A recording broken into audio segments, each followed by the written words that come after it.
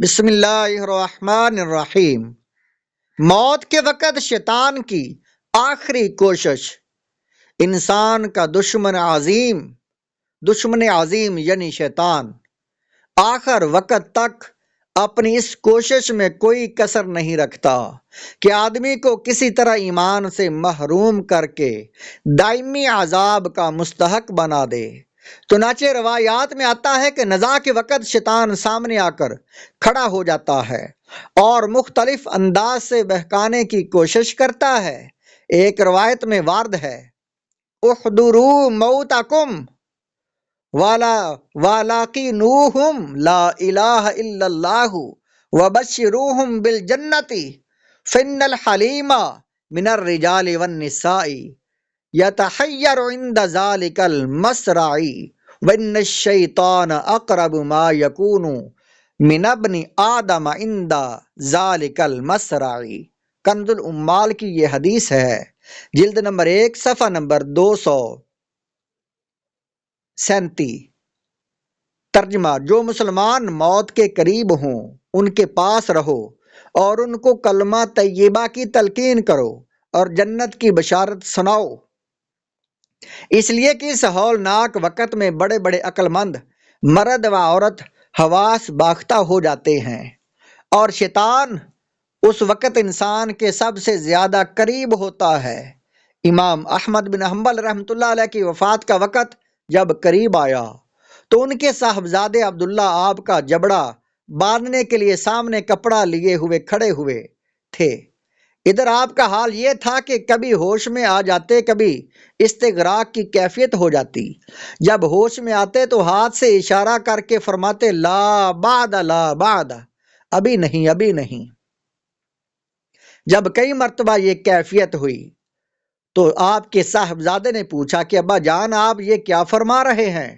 تو آپ نے جواب دیا کہ شیطان میرے سامنے کھڑا ہے اور دانتوں میں انگلیاں دبا کر کہہ رہا ہے کہ افسوس احمد تم میرے ہاتھ سے چھوٹ گئے۔ میں اس کے جواب میں کہتا ہوں لا بعد، لا بعد، یعنی ابھی تک تیرے فریب سے امن نہیں ہے جب تک کہ ایمان کامل پر موت نہ آ جائے۔ امام ابو جعفر قرطبی کی وفات کا جب وقت قریب آیا تو ان سے کہا گیا لا الہ الا اللہ پڑھیے، تو وہ برابر لا لا یعنی انکار کا کلمہ فرماتے رہے۔ کچھ دیر میں جب آپ کو کچھ افاقہ ہوا تو لوگوں نے عرض کی کہ کلمہ طیبہ کی تلقین کے جواب میں آپ لا فرماتے رہے، یہ کیا قصہ ہے؟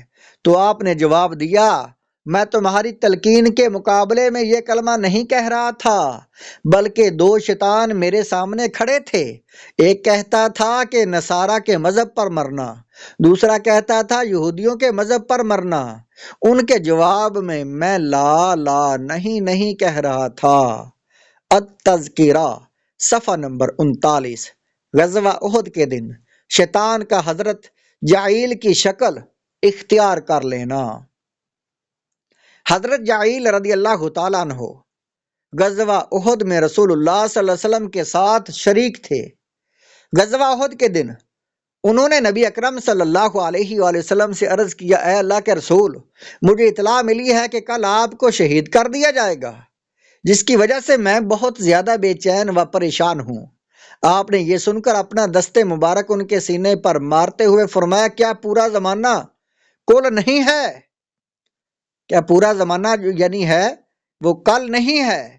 کل کا اطلاق آنے والے دوسرے دن پر ہوتا ہے، اسی طرح کل کا اطلاق قیامت تک آنے والے ہر دن پر بھی ہوتا ہے۔ حلیۃ الاولیاء، یہ واقعہ جلد نمبر 1 اور صفحہ نمبر 353 پر موجود ہے۔ غزوہ احد میں جب تیر اندازوں کی جگہ خالی دیکھ کر خالد بن ولید اور اکرمہ بن ابی جہل کی فوج نے عقب سے مسلمانوں پر زوردار حملہ کر دیا تو مسلمان گر گئے اور منتشر ہونے لگے۔ کتنے ہی صحابہ کرام شہید اور زخمی ہوئے، اور خود رسول اللہ صلی اللہ علیہ وسلم بھی زخمی ہوئے۔ عین اسی وقت شیطان نے جعیل بن سراقہ رضی اللہ تعالیٰ عنہ کی شکل و صورت اختیار کر کے یہ آواز 3 مرتبہ لگائی کہ محمد صلی اللہ علیہ وسلم قتل کر دیے گئے۔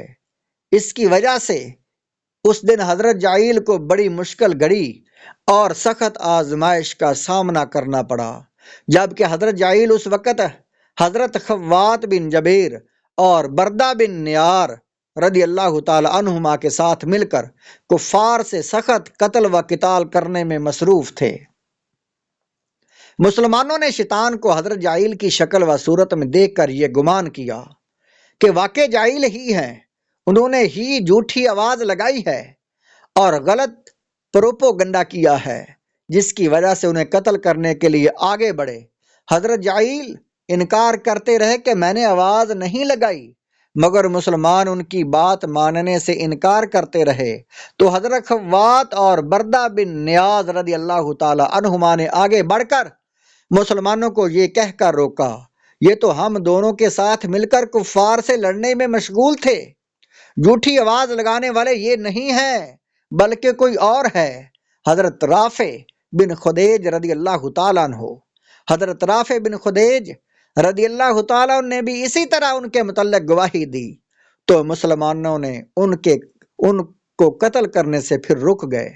یہ واقعہ سیر اعلام النبلاء جلد نمبر 2 صفحہ نمبر 378 ہے۔